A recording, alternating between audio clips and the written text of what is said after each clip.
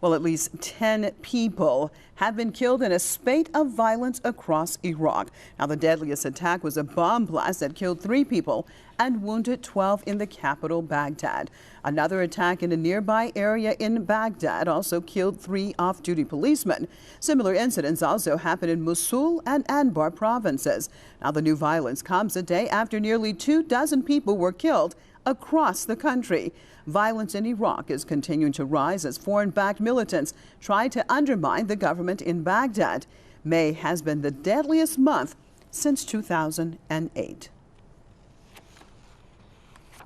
I'd like to switch over to our Iraqi Affairs expert, Mr. Hussein Dabsh, who's joined us here in Tehran. Thank you so much for being with us. Let's look at the situation in Iraq. Why do you think that we're seeing month after month now, it's been at least 3 months that we've seen an increasing amount of people being killed? Why the spate of violence and now? Well, first of all, violence actually started to increase to levels not seen since 2008. A few months ago, that's when many people started to take to the streets in the mainly Sunni provinces of Anbar and Mosul. They began their protests by calling for Baghdad to release hundreds of people who were in Iraqi prisons. Baghdad, as a sign of goodwill and good intention, with unity prospects, basically released hundreds of prisoners. And you would think that these protests would cease afterwards, but instead these protesters are now calling for the downfall of the government of Baghdad.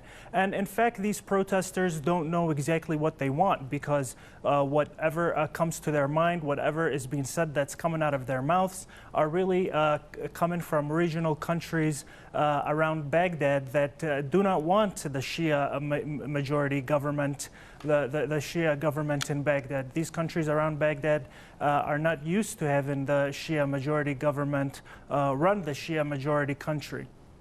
So do you think that the bottom line of this is regional countries trying to cause sectarian issues inside of Iraq in order for the Shias, first of all, not to have the majority in the country, and also basically not to have security in the countries, especially between the various Islamic perspectives? Yes, actually, we see that these attacks are not just targeting Shias. As a matter of fact, like today, they targeted just mostly Sunni areas in Baghdad and Mosul, in the west of Iraq and Anbar. And this just comes to show what the true intentions of these terrorists are. And they don't discriminate against any Iraqi, whether you're a Christian, a Muslim, a Kurd, whether you are an Arab, whether you are a Shia, whether you are a Sunni. You are going to be targeted because they have a greater idea in mind, and that idea is to put Iraq into a civil war. And this is what they tried to do back in 2006 and 2007, but failed to do so. And now they're trying it again. They're giving it another try, especially with the crisis in Syria that's going on. These militants in Iraq share the same ideology as the militants of Syria. The terrorists of Syria and the terrorists of Iraq have one thing in common, and that is to try to control a nation and bring down a nation to its knees via sectarianism. Well, thank you so much for being with us, Mr. Hussein Dabsh, Iraqi Affairs expert, right here in the studio with us in Tehran. Appreciate you being with us. Thank you.